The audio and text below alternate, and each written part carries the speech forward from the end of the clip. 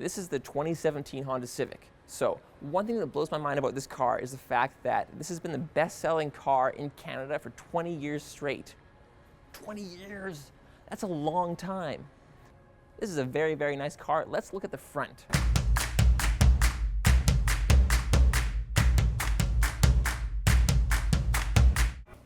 As far as trims go, the Honda Civic has far too many. It has 7. 7 is way too many trims. For the base model, you have the DX, and then you have the LX. Then there is the LX that has the Honda sensing technology, which is its separate trim. Then you have the EX. Then there's the EXT, which comes with the turbo engine. Then there is the Touring, and then there's the SI. That's 7 trims. Wow. So when you get the DX, which is the base model, it's a really affordable car. It's $16,000. But you also get very few features with this vehicle. You don't get cup holders in the back seat. You also don't get body-colored mirrors. There's a lot of stuff you don't get. You know what the DX does get, though? The DX gets LED running lights that are standard. It comes standard with LED running lights, and LED running lights make any car look about 3 times as expensive as it actually is, which is really nice. And when you get the Touring, then you get the LED headlights. It kind of look like Acura. You know how Acura has like 9 LEDs in a row? This has that as well. So when you get the Touring, that's about $30,000. But considering you're getting a really nice, fully loaded car for 30 grand, that's a really good deal. I should tell you that the trims in Canada are different than in the US. And before, people have commented saying stuff like, "What the hell's your problem? Are you an idiot? Those aren't the right trims." Well, that's because in Canada, the trims are different. Idiot. So, yeah, because it has adaptive cruise, you have a sensor right here for that. It also has brake mitigation. Did you know that if you put the cruise control on, because it has adaptive cruise, it can actually start and stop with the flow of traffic? You could definitely fall asleep when you're driving, which would be fine because this has lane departure warning and lane departure mitigation. So it's going to tell you if you're drifting out of the lane if you're not signaling. And if it detects that you're actually going off the side of the road, it's going to apply full brakes so you don't go into a ditch and run over all of those fresh BC cherry carts that you see everywhere. So let's look at the side of the vehicle. So this is the side of the Honda Civic. So there are 3 different body styles of this vehicle. There is the sedan, which is this, and there's the coupe, which obviously has 2 doors, and then there is the hatchback. The hatchback was released just this year, and it's a very interesting looking vehicle. It's almost not even worth talking about because it's so much different than this vehicle that it's a completely different car on its own. So we'll just leave that out for now. Did you know that one of my favorite things about Hondas is that they have this lane watch assist, this thing right here? When you signal right, then this camera sees into your blind spot. I would think that you have plenty of blind spots on the left as well, but for some reason there's no camera there, but that's okay. This has a proximity key. Now, most cars nowadays have proximity keys, but this car locks when you walk away, because not all cars do that. You could be all high and mighty showing off your proximity key, and you walk away from your car, it doesn't lock, all of your Furbies get stolen. Now what? Well, let's say if we do this, there, it's locked, it's gonna, wait, I just locked it. There, it's unlocked. Now if I don't open the door, then it is just gonna lock, which is the way it should be. A lock should lock. Also, watch this. If you hit the unlock button, then hold it, wait for it. So like I said, there are 7 trims. If I was going to buy a Honda Civic, but I couldn't afford the SI, then I would get the EX. The EX is kind of the mid-range, but it is the first trim that has the lane watch assist, it has a moonroof, it has remote start, it has all the really nice features, the little creature comforts. Hey, you don't need to press the black button to unlock it. You just need to put your hand on this. What? There. Very cool. We're looking at the back of the vehicle. I know what you may be thinking. You may be thinking, what is wrong with this spoiler? It's the world's smallest spoiler. Look at this. It's tiny. This spoiler is an option. You can get it on the higher trims. When you get the SI, you get a normal sized spoiler, which is neat. If you get the hatchback, you get 2 spoilers, which is kind of spoiler overload, but that's okay. So I think this is a very, very nice looking rear end. As you can see, the taillights, they have this very interesting shape, very pointy. Also, you have a multi-angle backup camera, and that comes standard on all trims, so no matter what you get, whether it's the DX, which is the base model, or the Touring or the SI, you get this standard. So what this does is, it's a very wide backup camera. You have one very wide view, you press a button, and then it almost looks like it focuses down, or it turns down onto the ground so you can see what's behind you. I think what we should do is we should look inside the trunk. I don't know what I'm in for, but we will find out. This is very nice. It says Civic on it. To fold the seats down, you just pull these, and nothing happened. You just push it. That's easy. There's so much room in here. Look at this. Oh, I almost forgot. If you have the keys in your pocket, you can't lock yourself in the trunk. Safety features, right? Fantastic. Why don't we go look at the engine? The first thing you're gonna say when you see this engine is, why is the engine so ugly? But no, it's not ugly, it's very nice. Honda doesn't hide their engines behind big plastic covers like most other manufacturers. This is a 1.5 liter turbocharged engine. This is very, very hot as well. And this generates 174 horsepower. If you get the bottom 4 trims, which is the DX, the LX with the Honda sensing, and then the EX, then you're going to get the 2 liter naturally aspirated that puts out 158 horsepower. And you know what? It's actually still quick enough to go from 0 to 60 in under 8 seconds. And if you get the SI, that means that you are going to have a 205 horsepower engine. But that is only available in a manual transmission, which I think is amazing. There are not a whole lot of vehicle manufacturers nowadays that cater to people who like to drive manual transmissions. You can also get a manual transmission on the first 2 trims, which again is the DX and then the LX, and then you get a CVT on all the other ones. I say that we should check out the interior of the car. I think this is absolutely beautiful. Considering this is a $30,000 car, this is very, very nice. Mostly everything is soft touch except for right here, but that's okay. I'm a big fan of Honda steering wheels. I like them a lot, they're very nice. They're also quite small. And so there's a fully digital gauge cluster that's only available on the Touring.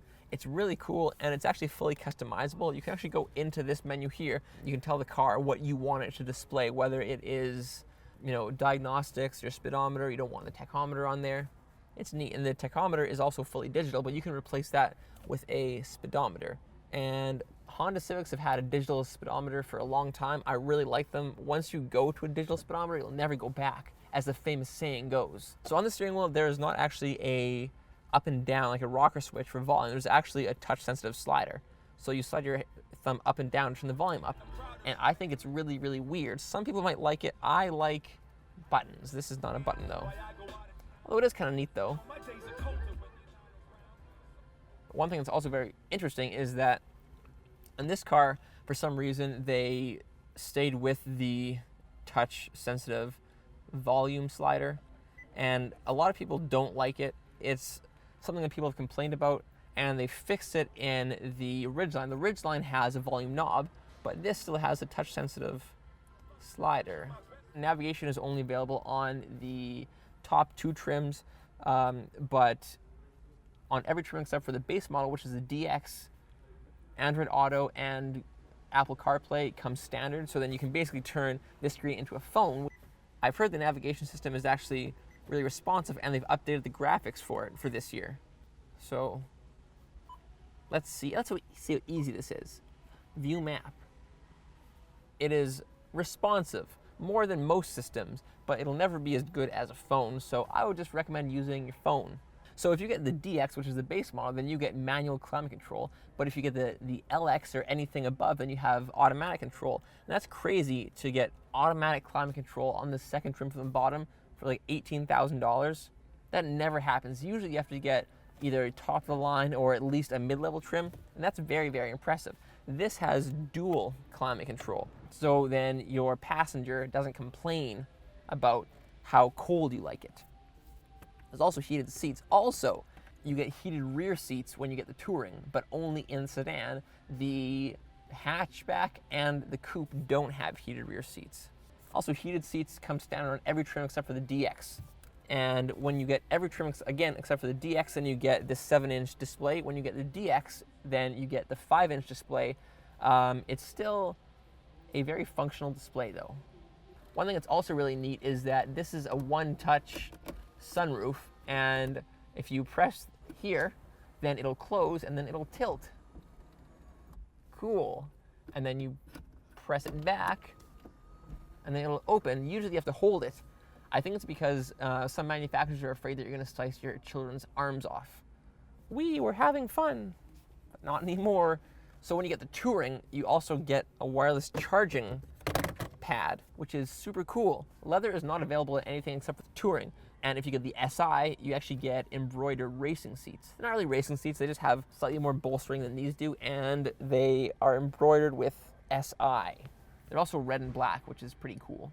Sliding console lid. Oh, there. Huh.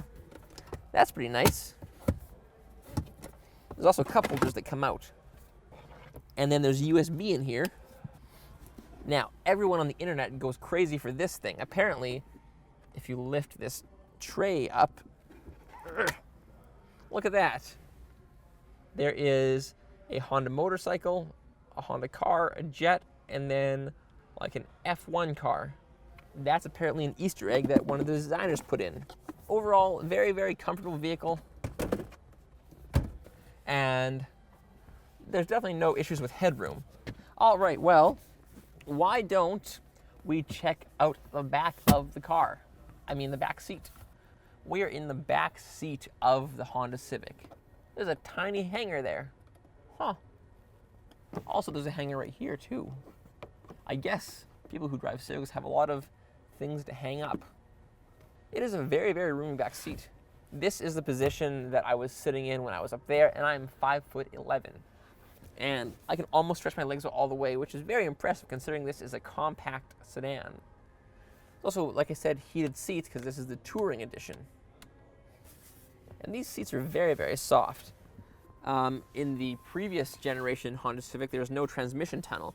The floor was flat, which I thought was unbelievable. It was amazing. And now there is a transmission tunnel, which isn't a big deal because most cars, almost all cars have them. But I wonder why they had to put that back in.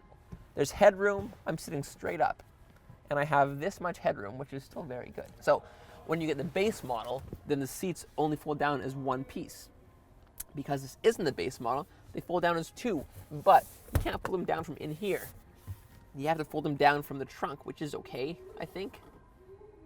There's also a secret latch for the trunk, or secret button. When you open this up, then you can access the trunk if your battery's dead, which is very handy. So this folds down, and you don't have this when you get the base model, the DX. But again, $16,000 is pretty cheap for a nice vehicle. I would say that we should go drive this car. Is this fast? Whoa, whoa, whoa, whoa, whoa. That has some get up. That's pretty good. Is the eco thing turned on? No, it is not. Okay, that makes sense. This is a very, very comfy vehicle. I think so. Anyways, it's kind of an interesting day to test because Should I be talking? you can do whatever you want. Okay, I just look funny just sitting here doing nothing. This is Jesse, our producer. One thing that's also really cool about the Honda, or a lot of Honda vehicles, is that you have these LED lights that are on the gauge cluster, and so then depending on how you drive, they change color. So if you're driving really efficiently, they're green. If you floor it like right here, then it is white. You know what's really crazy? I took my hand off the steering wheel for a second when I was going fast, and then an icon appeared. It was saying, put your hands back on the steering wheel. So it knows when you're touching the steering wheel. That's really cool. So that's, I mean, it definitely has some good getup. You can definitely feel it's a CVT, but it's not that bad. It doesn't feel like an elastic band. There's also brake hold. Now I can take my, hey, I can do whatever I want. Still stopped. Oh, it's dangerous. I shouldn't do that. Okay, so adaptive cruise is on. Let's see. Is it going to slow us down? Look at this. See, it's slowing us down so we don't hit the vehicle ahead of us. That's good. That's really neat. I enjoy that quite a bit. I like how the engine start button is red. It used to be that only the performance cars from Honda had red start buttons, but now this one does too, so that's neat. What happens if you push it? What do you mean? While driving. Oh, nothing. So if I... You sure? I've done it before. So if you push it, nothing happens. But if you hold it down, now the car's off. Isn't that fun? So then you put it into neutral, and then you can start it again. Oh dear. Oh no. Road departure mitigation, collision mitigation system problem. Oh my god. So let's do this. Now it's fine. Is it? Oh yeah. We're on the freeway. It's fine. Oh wait, the camera just did something. What do you mean? Yeah. So now we're in good stuff. All right. So in this vehicle, I would say it is a decently smooth ride. A lot of compact vehicles are not so smooth, but I think it does a good job. But at the same time, it has tight steering because it's electronic steering. Look at that. Whoa. Okay. That's pretty good. It's a really, really fun car to drive. It's way more fun than my 2006 Honda Civic. My 2006 Honda Civic is the least fun car to drive. If the excitement of my 2006 Honda Civic had a color, it would be gray. You want to do something fun? Whoa, right? No, I don't. So there are 3 different sound systems that are available with this vehicle. When you get the base model, the first couple trims actually, you can get the 160 watt sound system. It comes with 6 speakers. And then when you get the next few trims after that, then you get the 8-speaker 180 watt system. So then when you get the Touring or the SI, then you get the 450 watt 10-speaker sound system with a subwoofer in the back. So that's what this car has. And with that, I've never tested it out. I bet it's very nice and loud. I feel like we should test it. Why don't we do that? Let's test it. Jesse, what kind of music do you listen to? Doesn't matter. Let's just find something. Wait, so it has the weird touch volume. I feel like I'm out of control. You can actually push it like it's a button. Yes, I know, but that's slow. Let's listen to some music. Humanly possible. What? That's pretty good, right?